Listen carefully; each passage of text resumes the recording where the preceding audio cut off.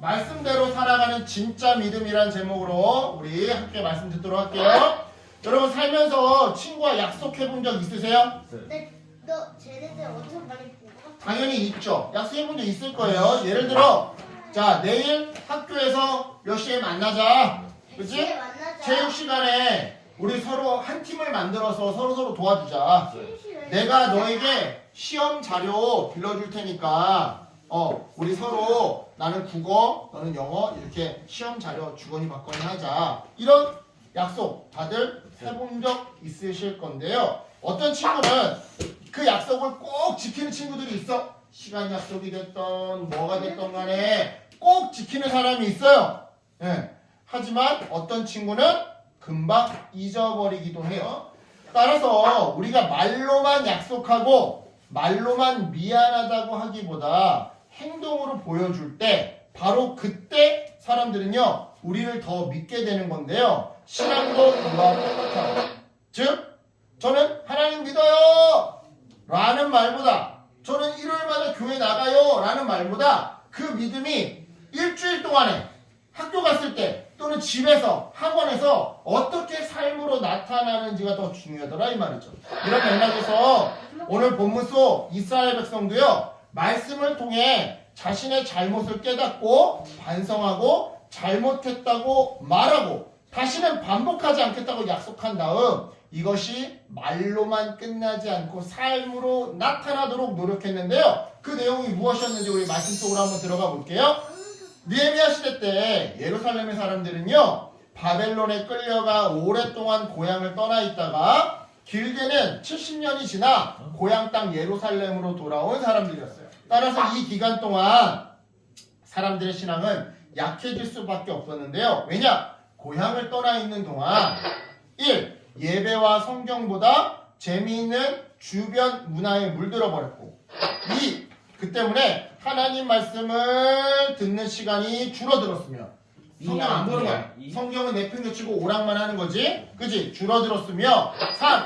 결과적으로 그 마음이 점점 하나님과 멀어졌기 때문이었죠. 바로 이러한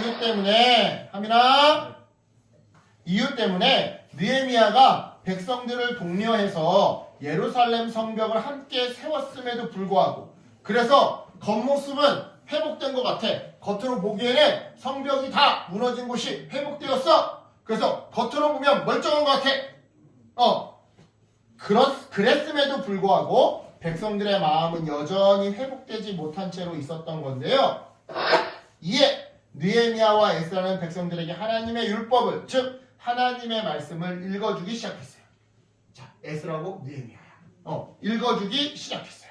그리고 두 사람이 읽어주는 말씀을 들은 백성들은 엄청나게 큰 충격을 받게 되었죠. 이렇게 말해요. 우리가 하나님 말씀을 읽고 살았구나. 그리고는 이어서 백성들은 하나님 앞에서 큰 결심을 했는데요. 그 결심은 이랬어요. 먼저 1. 하나님 말씀을 잊지 않겠습니다. 즉 더 이상 하나님을 무시하면서 내 멋대로 사는 그런 짓은 하지 않겠습니다. 2. 안식일을 잘 지키겠습니다. 돈을 벌거나 장사를 하거나 공부를 하거나 놀러 가는 것보다 하나님을 예배하는 것이 더 중요하다는 것을 깨닫고 그대로 지키겠습니다. 3. 하나님 말씀을 어지럽히는 행동을 멈추겠습니다. 말씀을 지키기 어렵게 만드는 못된 습관, 욕심 가득한 관계, 비겁하고 게으른 행동들은 과감하게 내려놓겠습니다. 마지막 4. 하나님께 정성껏 드리겠습니다. 성전과 그러니까 교회 예배당과 예배를 소중히 여기겠습니다.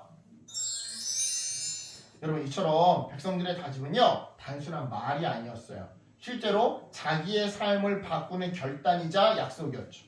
무엇보다 백성들은요 이 결단 이후에 실제로 이 결단대로 살아가기 시작했는데요. 이처럼 여러분 결심은요 단순한 말이 아니에요. 실제로 삶을 바꾸는 실천이 바로 참된 결심, 진정한 약속인 거죠. 이런 의미에서 여러분 말씀드립니다. 우리가 주일마다 교회에 와서 예배드린다고 해서 그 자체가 우리의 믿음을 하나님 앞에서 증명해 주는 게 아니에요. 그러니까 내가 교회 나왔다고 해서 하나님이 나한테 복 주신 게 아니라는 거예요. 삶으로 실천해야, 삶으로 살아내야 그때서야 비로소 하나님은 우리를 보시며 야, 너 진짜 나 믿는구나 하민아. 너 그냥 나 믿는 척하는 게 아니라 진짜 나 믿는구나 하면서 기뻐하시고 복을 내려주시더라 이 말이죠. 자, 좀 더 구체적으로 예를 들어볼까요? 가령 화가 난다. 그러면 화를 내지 말라는 말씀을 떠올리는 거예요. 그리고는 그 말씀대로 깊게 숨을 쉬고 차분하게 말하는 거죠. 그러면 하나님은 그런 우리를 보시면서 야, 너 그냥 교회만 다니는 게 아니라 진짜 나를 믿는구나 하시고 복을 내려주시는데요. 또 다른 예로 해야 할 일을 미루고 싶다. 그러면 성경 말씀에 성실하라라는 말씀이 있거든요. 이 말씀을 기억하는 거예요. 뭐라고? 그리고는 그 말씀대로 조금씩이라도 시작해 보려고 노력하는 거죠.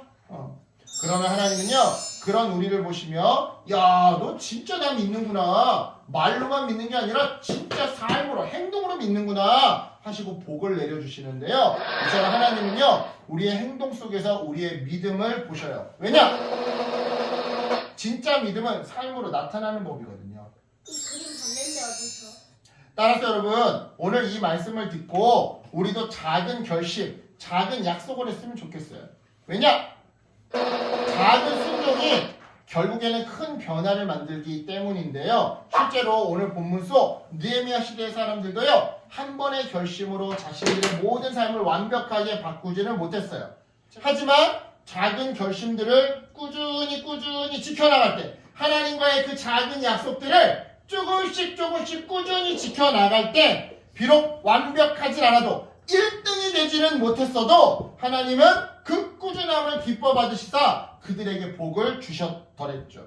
따라서 우리 역시 작은 실천부터 시작해 나갈 때 나중에는 하나님께 큰 복을 받는 큰 변화를 만들어낼 수 있는 건데요. 이런 맥락에서 여러분, 말씀 한 구절을 정해서 삶 가운데 실천해 봤으면 좋겠어요. 가령 서로 사랑하라. 서로 사랑하라 라는 말씀을 정했다. 그러면 매일 한 사람한테 친절을 베풀어 보는 거야.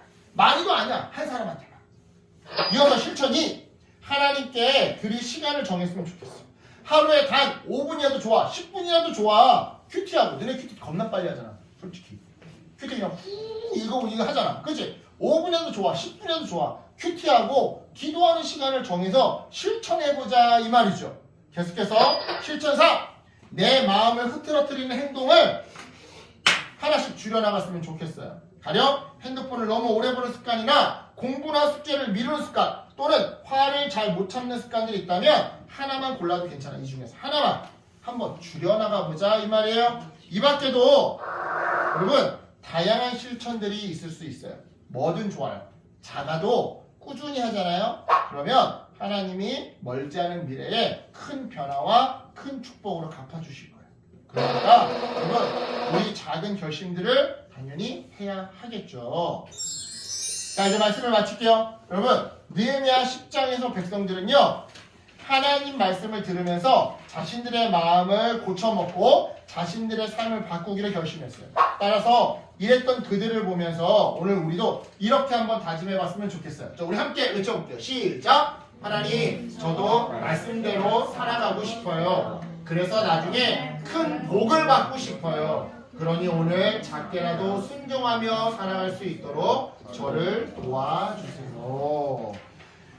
여러분, 작은 순종이 여러분의 하루를 바꾸고요. 여러분의 마음을 바꿔서 하나님께 큰 기쁨이 되고 여러분 삶에 큰 축복이 될 겁니다. 이 진리를 믿으며 말씀대로 살아가는 진짜 믿음의 삶, 믿음 있는 어린이들 되시기를 예수님의 이름으로 축복합니다. 아멘. 기도할게요. 하나님, 오늘 말씀을 통해 우리가 작은 실천